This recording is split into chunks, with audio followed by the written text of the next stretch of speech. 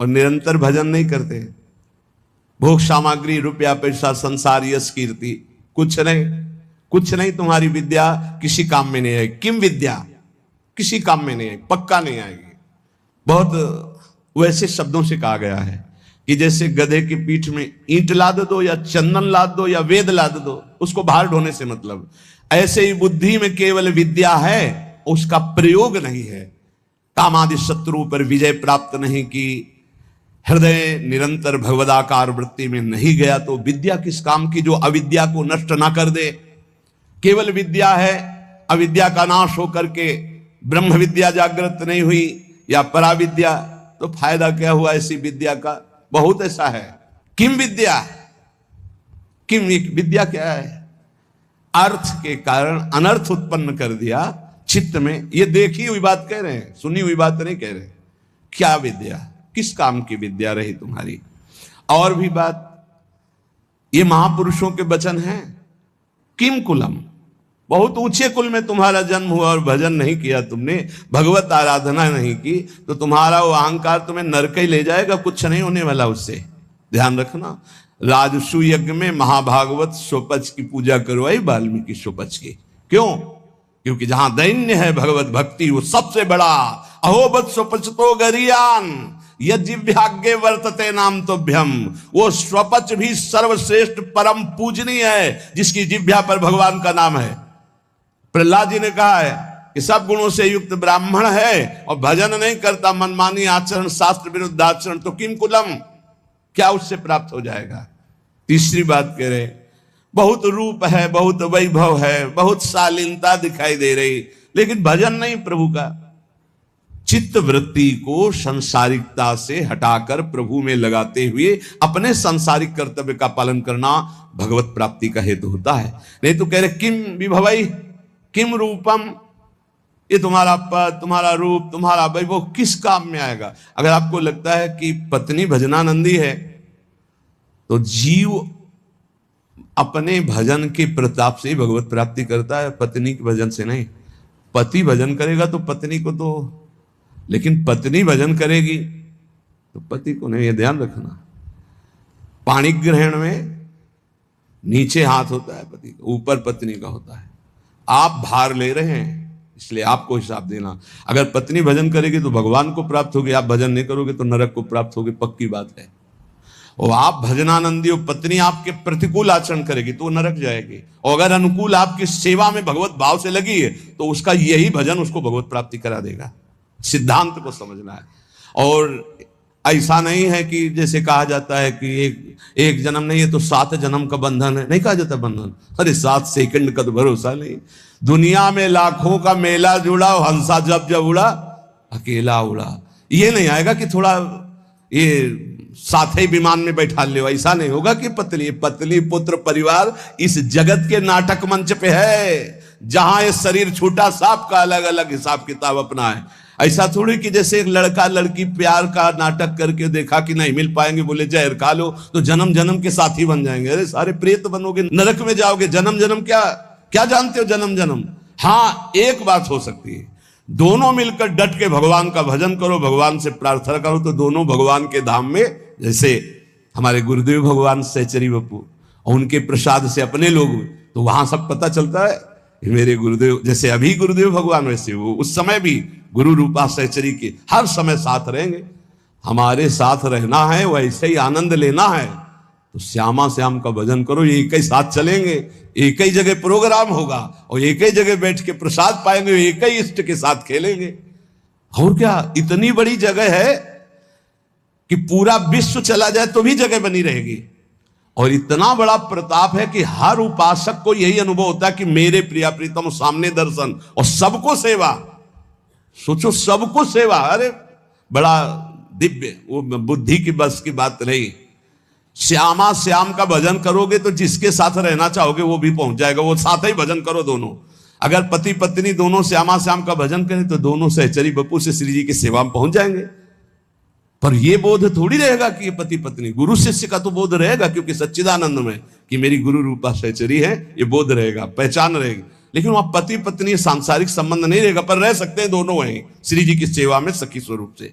या भगवत धाम में हरि पार्षद रूप से। तो कह रहे रूप विभव पद प्रतिष्ठा ये तुम्हें भगवत प्राप्ति नहीं कराएगी, नहीं। यही सर हो, भजन नहीं करोगे तो वहां थोड़ी सर माने जाओगे, नहीं। जब मुजरिम बना करके तुम्हें ले जाया जाएगा तो वहां साहब वाली थोड़ी मिलेगी।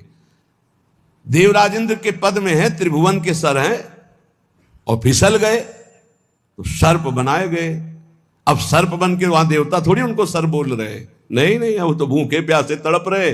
कभी कोई फंस गया तो लील गए तो पेट का पोषण हुआ। महाराज नहुष इसलिए कह रहे कि रूप अभी भवई, बड़े रूपवान, बड़ा वैभव, बड़ा किस काम में आएगा। किसी बात का गर्व मत करो। जवान हो, रूपवान हो, बलवान हो, ये 4 दिन की चांदनी, फिर ऐसा समय आएगा कि अकेले उठकर सीढ़ी भी नहीं चढ़ पाओगे। जब हम हर चीज का मनन का स्वभाव रहा है, इसलिए ये जो महापुरुष कह रहे हैं उसे समझो। किम दानम, क्या तुम्हारे पास दान देने की सामर्थ्य। हर समय वासना का भूत चढ़ा रहता है, तू दानी, दानी तो हरि है, सबसे बड़े दाता, अनंत ब्रह्मांडों को दे रहे हैं, तुम उनको क्या दे दोगे, भगवान को क्या दे दोगे। बहुत विचित्र। और अगर बढ़िया दानी भी हो तो कोई खास बात नहीं, जरा सी बात बिगड़ गई तो गिरगिट बन के कुआं में पड़े थे महाराज नृग। ये दानियों में बड़े बड़े याज्ञिक को, बड़े बड़े तपस्वी जिस पद की पूजा करते हैं वो देवराज इंद्र का पद है। वहां दुर्दशा क्या होती तुम्हें क्या पता। जब वैसे तो बहुत महिमा है, लेकिन जब देखो ना शास्त्रीय दृष्टि से तब पता चलेगा। इसीलिए श्रीपाद बोल रहे हैं, किम विद्या, किम कुलम, किम शील रूप विभवई, किम दान, किम यज्ञादि और किम विख्याति सतई। तुम्हारा बहुत यश है तो किस बात का। अगर भजन नहीं है, हो गया, पुण्य प्रताप से यश होता है। पूर्व का पुण्य जो है वो यश फैलाता है। अगर वर्तमान में भजन नहीं तो वो खत्म हो जाएगा जाना। तो ऐसे ही जैसे हाइलोजन नहीं फ्यूज हो जाता है, ऐसे होते रहते हैं। पूरा विश्व जय जय जय, फिर उठा के नालियों में फेंक देते छवियां। अगर वर्तमान में भजन नहीं, वर्तमान में भगवत आराधना नहीं, तो पूर्व का जो तप और पुण्य संचय उससे वाह वाह होगी। और इसके बाद फिर चारों खाने चित्त। ये माया है, बर्दाश्त किसी की नहीं करेगी। और अगर भजन वर्तमान में हो रहा है, नाम जप, वर्तमान शब्द पर ध्यान दीजिए। वर्तमान में तुम्हारा चरित्र पवित्र है, तुम्हारा नाम जप हो रहा है, तो बिस्तरे सब जग विमल कीरति, साधु संगति ना टरे, बास वृंदा विपिन पावे, श्री राधिका जो कृपा करें। जय जय श्री हरिवंश नाम गुण गाई है उसकी स्थिति। किमुग्र तपसा, बहुत बड़े तपस्या कर लिया तो क्या हुआ। अगर भगवान की शरणागति नहीं, भजन नहीं, तो देखो ना अम्बरीश जी महाराज बड़े महान भजनानंदी महाभागवत, और उनको मिटाने के लिए चले थे महान तपस्वी दुर्वासा जी, तो क्या गति हुई, त्रिभुवन में भागे घूमे। तो कह रहे अगर विशुद्ध भक्ति नहीं तो किमुग्र तपसा, बहुत बड़ी उग्र तपस्या है तो उससे क्या हुआ। एक तपस्वी को बहुत अभिमान हो गया कि मेरी तपस्या तो ऐसी है कि मैं पूरे विश्व को खरीद सकता हूं। तपस्या की थी। अब वो जिस महात्मा से देखो उसी से अकड़ दिखा रहे थे। तो जिस जंगल में रहते थे उस जंगल के सरोवर को सुखा दिया भगवान ने, और वर्षा हुई नहीं। अब वो प्यास से व्याकुल हो गए। अब भगवान एक साधारण पुरुष का स्वरूप रख के, घड़ा एक रखकर, ठंडा जल दूर से दिखाई दे रहा था, नजदीक से निकल। महात्मा ने कहा पानी पिला दो। बोले कुछ देव तब पानी पिला दें, ऐसे क्या। बोले आधी तपस्या दी, पी लो। जब पी चुके, पूरा जल पी गए, वो घड़े का 2-3 लीटर जो था। आहा, बोले आधी तो ले ली, अब एक घड़ा जल और बताओ, दूसरी ले लो। जब बताना हम लेके आ जाएंगे। तुम तो कह रहे थे पूरी सृष्टि को खरीद लेंगे अपनी तपस्या से, और 2 घड़े जले में बिक गए तुम्हारी सारी तपस्या। क्या रहा तुम्हारे। उनको क्या अहंकार नहीं, ये वायु, ये अग्नि, ये जल, ये पृथ्वी, ये तुम्हारा पोषण कर रही। अहंकार मत करो, उसी से तुम्हारा शरीर बना है, उसी से तुम तप कर रहे हो। तो भगवान की जय जयकार करो, अहंकार करने की जरूरत नहीं। तुम्हारा जितना तप है 2 घड़े जल में बिक गया। एक बड़े तपस्वी थे, और एक शांत चित्त भजनानंदी महात्मा, तो गंगा पार कर रहे थे नाव में बैठकर शांत चित्त। अब उनके साथ बहुत से शिष्य थे जो उनके सेवा परिचर्या में थे। ये बात देखकर एक तपस्वी महात्मा अपमान करने के लिए खड़ाऊ पहनकर गंगा जी में ऐसे साथ साथ चलने लगे। तो जो अज्ञानी जन थे हो गए, वाह भाई महात्मा हो तो ऐसा, क्या महात्मा खड़ाऊ पहनकर गंगा जल से निकल रहा है। जब पार गए तो उन महात्मा जी बिल्कुल उदास, जो नाव में बैठे थे, वो गए उन महात्मा से कहा, महात्मा क्या है, भीड़ बटोरे घूम रहे हो, कोई तप है तुम्हारे अंदर? कुछ नहीं बोले हो। तपस्वी होकर के नाव में बैठ करके आ रहे हो? कुछ नहीं बोले। नाविक से बात की उन महात्मा, भैया प्रति सवारी कै रुपया होता है? बोले 2 रुपया। हम अपने शिष्यों से कहा, सब गिन करके मेरा भी 2 रुपया दे दो। 2 रुपया दिया। जब सब चले गए तो उन महात्मा से कहा, रुको महात्मा, जिन गंगा जी को भगवान शंकर ने सम्मान के लिए अपने मस्तक पर रखा, उन गंगा पर पादुका से चलकर अपने तप के प्रभाव से सारे तप को नष्ट कर लिया। जो तूने सारे जीवन का तप नष्ट करके पार किया, वो 2 रुपये में पार कर लिया। वो 2 रुपये में पार। ये अगर तपस्या का अहंकार हो जाए तो 2 कौड़ी की तपस्या हो जाती। श्रीपाद कह रहे हैं कि मुग्र तपस्या और न्यास योगादि भी। और एक बात कह रहे हैं, क्या हुआ तत्व ज्ञान? तत्व बोध होना अलग बात है, क्या हुआ तत्व ज्ञान हुए? यदि भगवान से आपका चित्त नहीं जुड़ा तो तत्व ज्ञान बघार लो, केवल उससे कोई आत्मानंद की अनुभूति थोड़ी हो जाएगी। तत्व ज्ञान होना अलग बात है, तत्व बोध होना अलग बात है। तत्व ज्ञान की चर्चा कर लेना अलग बात है, तत्व बोध होना अलग बात है। फिर आगे कह रहे, ये बड़ा सूक्ष्म विषय है। अगर आप किसी लोकांतर की चाह के लिए भजन करते हैं, वो भी महत्वपूर्ण नहीं है। महत्वपूर्ण है प्रेम प्राप्ति के लिए। हमें प्रभु से प्रेम, सच्चे भजनानंदी का स्वरूप क्या होता है? हमारा भजन कभी छूटे ना, और इसका फल ये हो कि जिनका हम भजन करते हैं उनकी स्मृति में हम तड़पे रोएं। ये खास बात, इसीलिए यहां कह दिया किम विष्णु भजनई, क्या किसी लोकांतर के सुख की चाह करके भजन करना। यदि आपको वृंदावन ईश मोहन रसे प्यास सीन सर्वस्वधीह, यदि आपकी बुद्धि वृंदावन के ईश श्यामा श्याम के प्रेम में मत वाली नहीं हुई तो कुछ प्राप्त नहीं हुआ। जीवन का सार भगवत प्रेम, क्योंकि प्रेमी महापुरुष है। भगवत प्रेम, तत्वबोध भी आत्म प्रेम है, उसमें मुझे कोई संशय नहीं। तत्व ज्ञान और तत्व बोध होना बड़ा अंतर है। जैसे हलवा बनाने का ज्ञान हो जाना और हलवा बना करके खा लेना, इतना अंतर है। तत्व ज्ञान हलवा बनाने का ज्ञान हो जाना, और तत्वबोध हलवा बनाकर खाकर उसका स्वाद ले लिया, वो तत्वबोध। श्री भरथरी जी महाराज कहते हैं कि मुझे लगा था कि मैं बहुत ज्ञानी हूं। संतों के वचन बहुत अमृत में होते हैं। कह रहे हैं कि यदा किंचित ज्ञोहम द्विपयु मदांधा समभवम, मुझे लग रहा था कि मैं चक्रवर्ती सम्राट हूं, मैं बहुत पुण्यवान हूं, मैं बहुत महात्मा हूं, मैं बहुत ज्ञानी हूं। तदा सर्वज्ञोस्मीत्य भवदव लिप्तम मम मनः, यदा किंचित किंचित बुधजन सकाशादवगतम तदा मूर्खोस्मीति ज्व इव मदी मदो में व्यपगता। आज मुझे पता चला कि मैं मूर्ख हूं। मुझे लग रहा था मैं ज्ञानी हूं, मैं चक्रवर्ती सम्राट हूं, मैं मदोन्मत्त हो रहा था, लेकिन जब मुझे इस संसार का रहस्य पता चला तो लगा मैं मूर्ख हूं। सुना चुके हैं भरतरी जी का यहां जो परिवर्तन हुआ उनके जीवन का। भरतरी जी के मन में एक बात थी कि संसार का सबसे बड़ा सुख क्या है? बोले काम सुख। अंदर देखा, बहुत विवेकवान थे। उन्होंने अपने अंतःकरण को देखा कि संसार का सबसे बड़े मांग सुख क्या है? काम सुख पाया, और वो अपने अंदर पाया कि मेरे अंदर भी काम सुख है।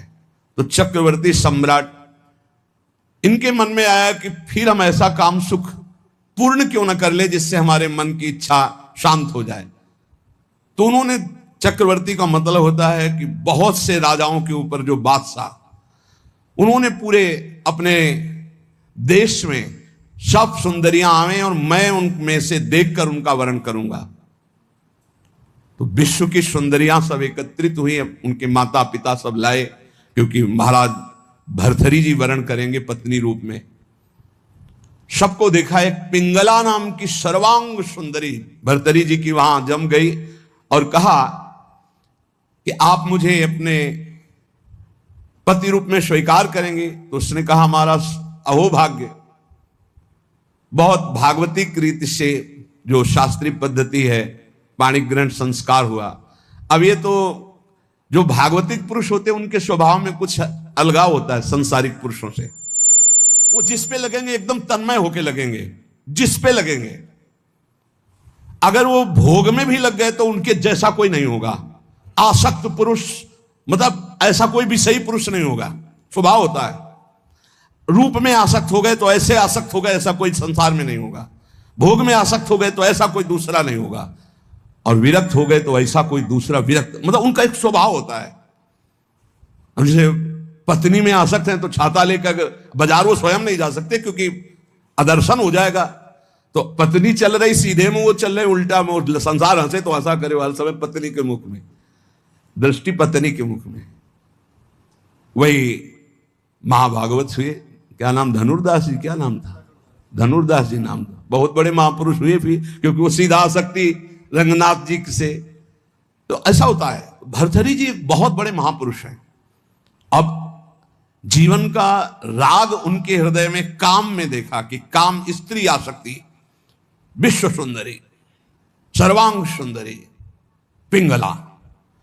उन्होंने ऐलान कर दिया राजकाज विक्रमादित्य देखेंगे, मैं इस बात का अनुभव करूंगा कि क्या सुख इसमें है। क्योंकि बताया ना अलग खोपड़ी होती है। जो भागवतिक महापुरुष होते हैं उनका चिंतन ही अलग होता है।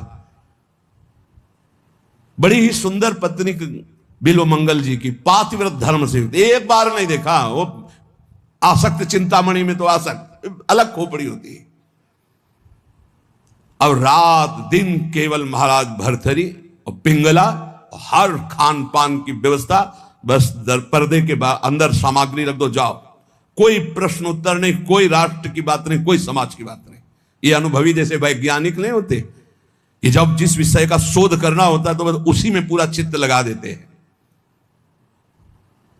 समय कट रहा था और मन की चाल होती नवम नवम नवम। मन कभी एक में रमण करने के लिए बहुत काल तक राजी नहीं होगा, उसकी चाल होती नवम नवम भोग। एक दिन पिंगला अपने महल के पीछे की खिड़की खोल करके ऐसे ही देख रही थी तो देखा अश्वपाल, हजारों घोड़ों की देख रेख करने वाले सेवकों का स्वामी, हष्ट पुष्ट ऐसे। अचानक दृष्टि उसकी पड़ी, दूसरे से नमन किया क्योंकि महारानी देखते ही आसक्त हो गई पिंगला। अब विचार कीजिए, चक्रवर्ती सम्राट महाराज भर्तृहरि से भला वो अश्वपाल किस योग्य, चित्त पूरा आसक्त। अब मिलन शुरू हो गया और राज काज विक्रमादित्य को दे दिया था। विक्रमादित्य बहुत प्रवीण थे। उन्होंने कहा कि शास्त्र प्रमाणित किसी का भी मन कभी भी कहीं भी विचलित हो सकता है, इसलिए मेरे भाई इस समय सुध में नहीं है, इसलिए गुप्तचर रूप से दास दासियां हर समय तैनात कि कहीं हमारे महाराज को किसी भी तरह की हानि ना हो जाए। सूचना मिली कि हानि प्रारंभ हो चुकी है। एक अश्वपाल एकांत में महारानी से मिलता है। महाराज दिन में शयन करते हैं, उस समय वो मिलती है। पूरी बात पक्की जब देख ली तब भर्तृहरि जी को सूचना दी कि महाराज विक्रमादित्य आपसे मिलना चाहते हैं। बहुत प्रवीण थी पिंगला, तुरंत समझ गई। हमें लगता है हमारी बात उन तक पहुंच गई। उनका महाराज मैं आपके भाई की एक बात कहना चाहती हूं कि उनकी दृष्टि हमारे ऊपर बहुत गलत है। उनका महल से तो निकलती नहीं, गलत कैसे हो गई? तो उनका खिड़की पे खड़ी थी, वो घोड़ों की देख रेख करने वाले अश्वपाल के पास गए थे, वहां से मुझे देखा तो फिर मुझे बुलाया, मैं उनसे गए, उनके पास गई। उनका इरादा ठीक नहीं था, इसलिए हमने कुछ कड़वे वचन कहे, क्षमा करें आपके भाई हैं लेकिन उनकी आदत बहुत खराब है। तो उनका ऐसा विक्रमादित्य कर सकता है? जान न जाए, ये भगवान की माया विचित्र है। विक्रमादित्य है, बोले भ्राताश्री आपके साथ छल हो रहा है। बोले हाँ मुझे पता है छल हो रहा है, तुम्हारे जैसा नीच भाई होगा तो छल क्यों? यही बताने आए हो ना कि पिंगला आचरणहीन है। भाई आपको पता है? बोले पता है हमें कि तू आचरणहीन है। मेरा आदेश है कि ऐसे भाई को नगर से निष्कासित कर दिया जाए, कभी हमारे नगर में मुंह मत दिखाना। इतने आसक्त थे पिंगला पे भर्तृहरि जी महाराज। विक्रमादित्य कुछ बोल ही नहीं पाए कि ये क्या, बड़े बड़े जो मंत्री थे उन्होंने बोलने की हिम्मत नहीं रह गई कि जब भाई के प्रति ऐसा इनका, तो कोई नहीं बोल पाया और निकाल दिए गए। पर मंत्रियों ने उनको सुरक्षित रखा। एक दिन जब असलियत का पता चलेगा तब ये रोएंगे, उसी समय मैं आपको सामने पेश करूंगा।